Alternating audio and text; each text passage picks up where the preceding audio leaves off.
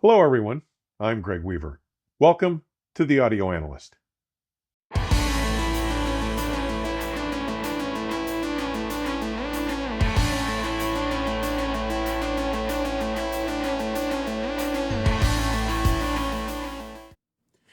With this year's amazing Capital Audiofest 2024 behind us, I'm happy to share that, as it does every year, it makes for a superb close for the year's shows and events for this journalist. And this year's event was no exception. And talk about being busy. I had barely stepped out of my Uber from the airport and wasn't even checked into my hotel before the many conversations with colleagues and friends began. I was fortunate enough to spend about half an hour catching up with John McDonald and Dan Roska of Audience AV of San Marcos, California, before I even found out what room I would be staying in. I've said it for decades now, in person, in print, and on screen, that as much as I enjoy seeing and hearing new gear and attending product launches at these shows, it is the time I get to spend with my friends and colleagues, face to face, in person, catching up at these events that are the highlights of my show experiences. That and my after-hours curated LP sessions. At Exponent 2023, I had the opportunity to sit down and have a conversation with LampizatOr's remarkable designer, Łukasz Fikus, about the original Horizon, featured in episode 120 from April 30th of 2023. And I presented my full take on that extraordinary digital music engine in episode 129 on July 2nd, 2023. This year at Capital Audiofest, I had the opportunity to sit down with Łukasz again to talk about the updated iteration of his extraordinary Horizon DAC, the Horizon 360. Here is that conversation. All right, everybody, we are at Capital Audiofest 2004 in Rockville, Maryland. I'm in room 819 with my friend Łukasz Fikus from LampizatOr. He's been doing this for a couple of weeks now. You've been doing some good stuff since. I think the first DAC of yours I heard was what was the one before the Pacific? Golden Gate. The Golden Gate was the first one I heard, about 2016 or 17. And I've been a fan ever since. And I got to play with your Horizon for an extended period of time, and I think you will remember I pretty much fell in love with that. And buddy, you've done it again, right? I mean, we're up to a new version of the Horizon. We have the 360. Can you talk about what makes the 360 so different from where the original Horizon was? Well, it's not so different. It's, I would rather talk about what makes it so similar. Okay, it's great. Sure, all right. The Horizon was a perfection. And we were forced by the technical issues and the progress and all different factors. We were forced to change it, open the project, add all the necessary things that were missing, improve whatever we can improve, and still don't spoil the beautiful sound of the Horizon and all the factors for which I like it. And Sure. my customers share my view, so they like it too. Now it's a newer engine, right? I mean, it's a newer engine than what we used before. When we opened, I call it open the project. When Yes, we opened the digital engine project, and we touch and move one part or one chip, everything else can be moved, and all of a sudden, before you know it, there is so many changes. You want to do it like, let's do it again, more or less go back to the empty rectangle and fill it with new parts and see how it goes.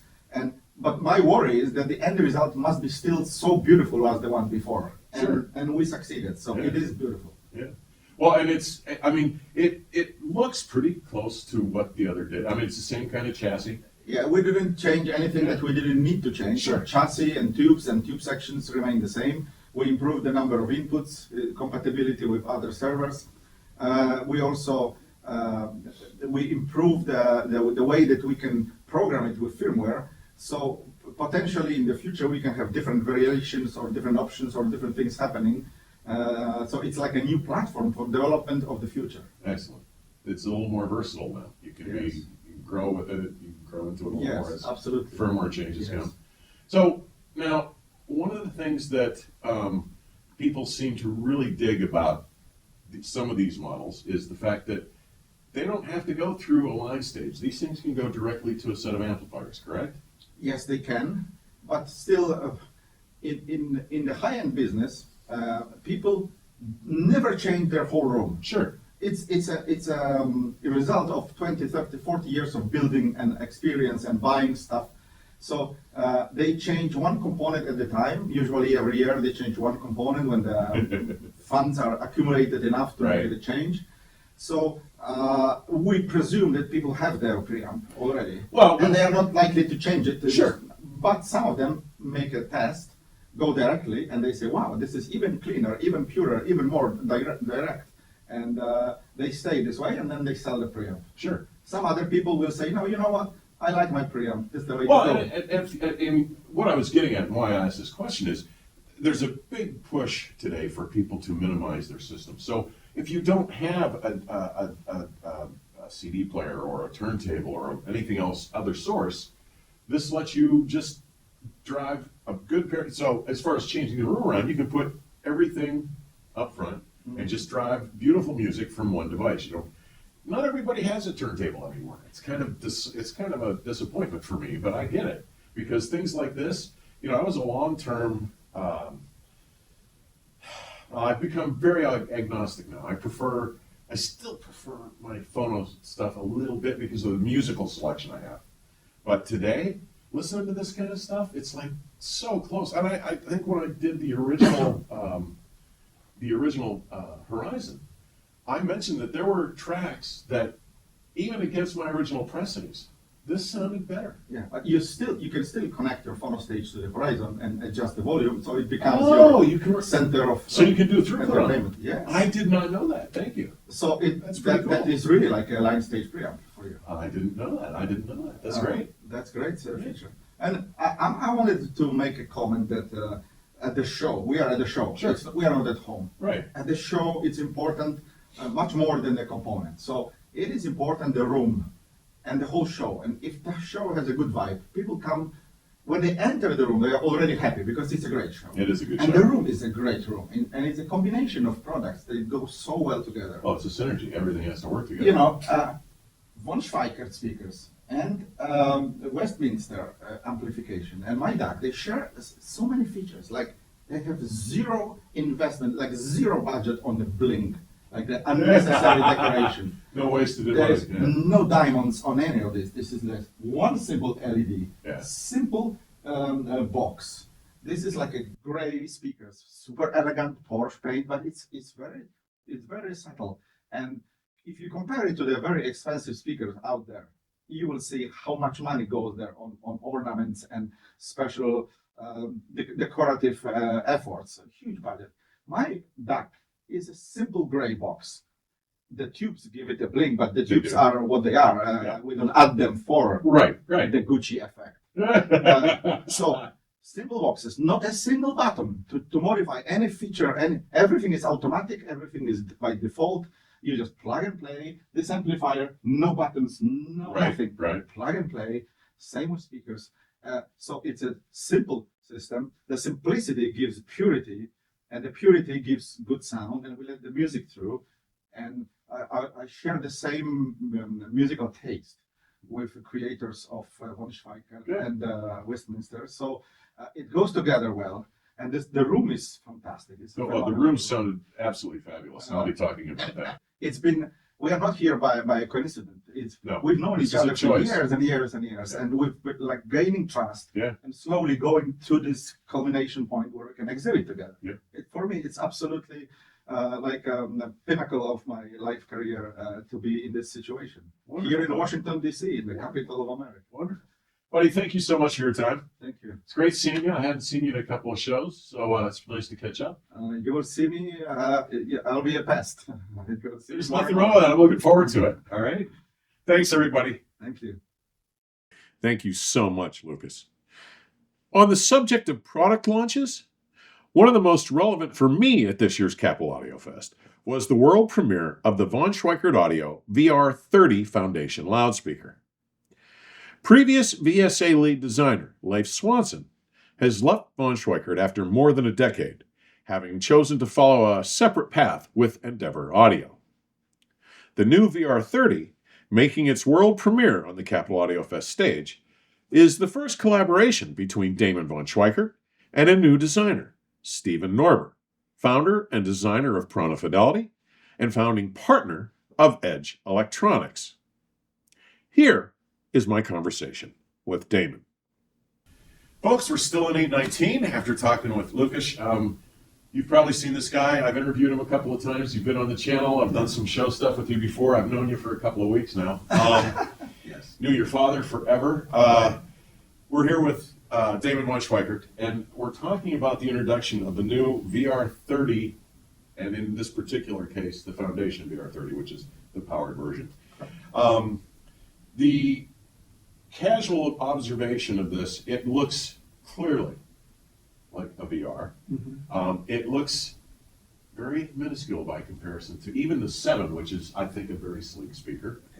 One of the first things that caught my eye when you and I were talking, when you sent me some of the information about this, is this new Accuton AS168. Correct. They call it a cell driver. Is that part what of it the is? cell line. Okay. Yes. Yeah. So when I saw it, I went and looked it up, and I wrote back to you right away, and I was like, I used some expletives that fell out of my mouth, Right. because the specs on this thing are, holy crap, Yeah. right? Yeah. You want to talk about how we got to this particular model and what drove it? Well, I'm going to back up a little bit, Yeah, right? Because absolutely. I think you're right. It's good to know where this came from. I would say for me, this has been like a 9-year journey since I stepped into the role of CEO back in 2015. And as you know, my father developed a product, his magnum opus of the VR111s. And I'm still waiting to get over there to see them, buddy. I can't wait. well, What I happens can't at wait some point? either. It was a 3.5 year process. Yeah. There was a lot of breakthroughs, and so I had, not just the benefit of his decades of building our product line and technology, but to incorporate and release that. And we started with the Ultra 11. Right. Right, and then we trickled down the Ultra 9, which I know you're familiar with. Yeah, I have a pair of those behind me in every episode, so. And then we jumped down to the Ultra 55 and the Ultra 7, and so it's been a progress. Sure, absolutely. A progression. Yeah. And as you know, the VR line is the oldest line of loudspeakers my family has produced, and the VR.30 is a culmination of not just nearly 50 years of my family being in loudspeaker design, but the 9 years of me being at the helm of the company. And we had a lot of people that loved what we were doing, but it was not in their price range. Yeah, I get that. Right. My banker laughed, my wife laughed, but yeah, no, I get it. This is a fairly affordable product by the Ultra series of products. Yeah. These are 49,000 passive and 59,000 active, correct? Right. And And we're listening to the actives here. You're going to get to hear them here in a minute. Right, so the whole reason for this product being is how much of that can we trickle down? How Sure. much of the $350,000 flagship, and you Exactly. trickle down into. Exactly. And the project name for this from the outset was the Mini 7. Okay. We had great success with the 7. We Yeah. loved the 3 woofer Yeah. design. Yeah. And so we wanted to see what we could do in that smaller footprint. And, we already had the mid-range and tweeter kind of worked out, Right. the tweeter, but You've been kind of had a strategic partnership with Accuton since the Munich exhibit, because I was Yeah.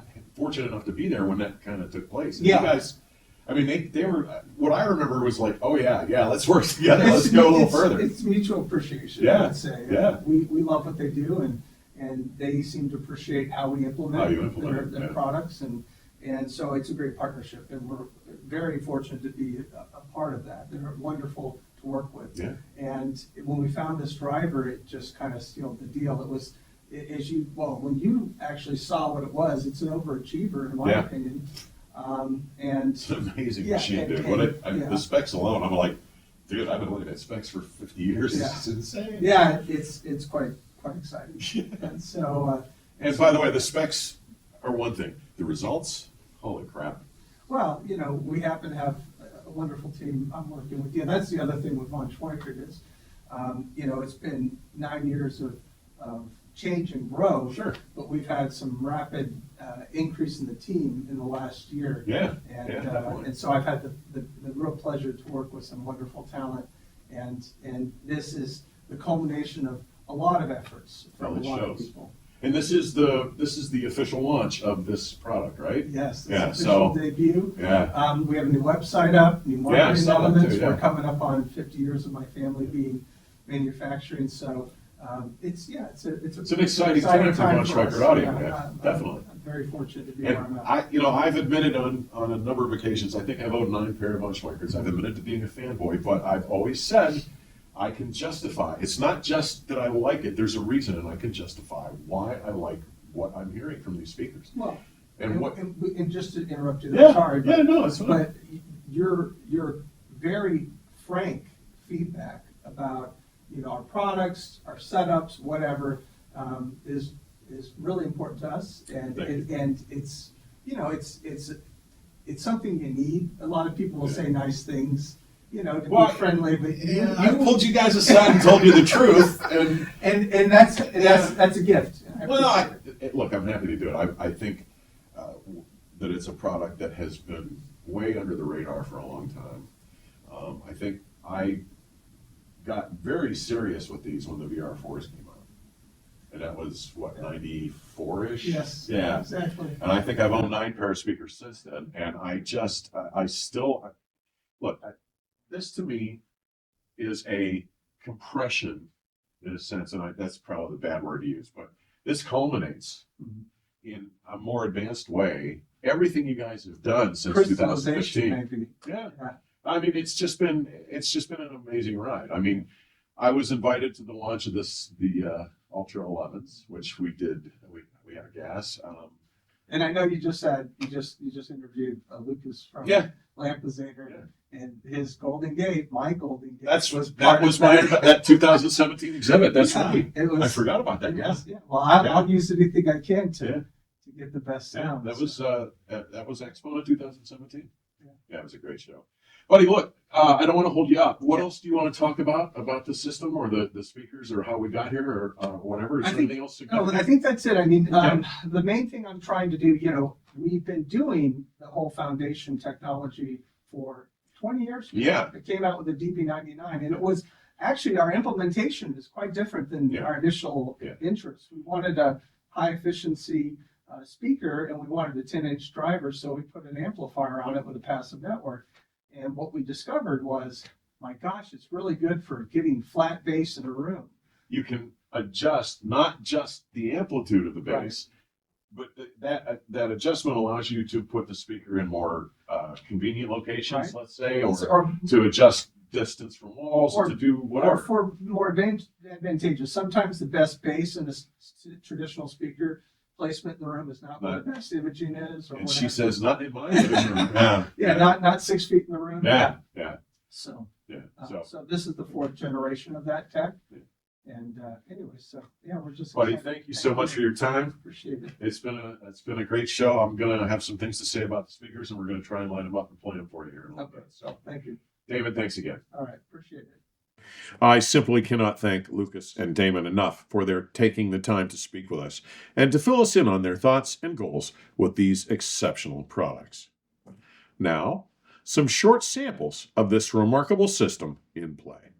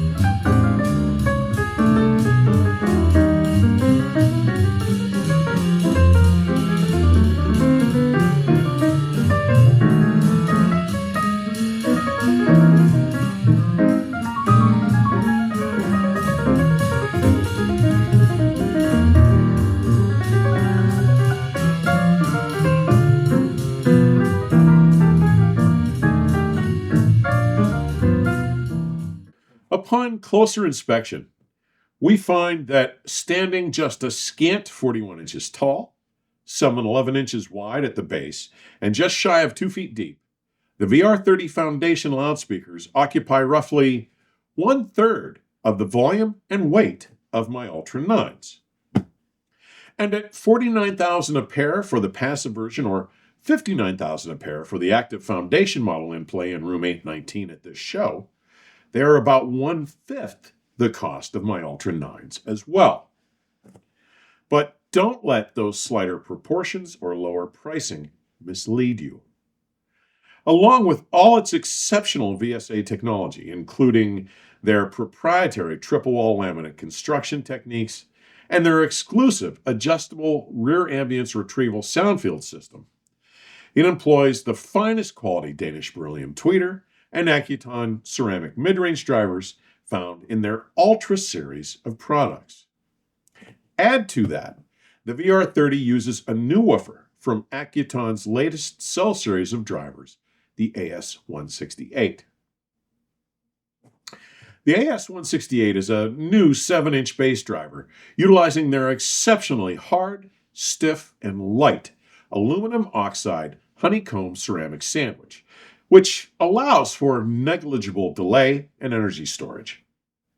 Accuton says that it uses an overhung motor, combining the advantages of traditional over- and underhung designs to deliver its highly linear excursion and ultra-low distortion. Its hidden surround not only contributes to its rather unorthodox appearance, but when combined with its newly developed spider assembly, offers both a reduced outer diameter and a linear excursion of plus and minus 16 millimeter, or some 2/3 of an inch of travel in each direction. This all adds up to a huge excursion capability with absurdly minimized compression limitations. These are some heroic drivers.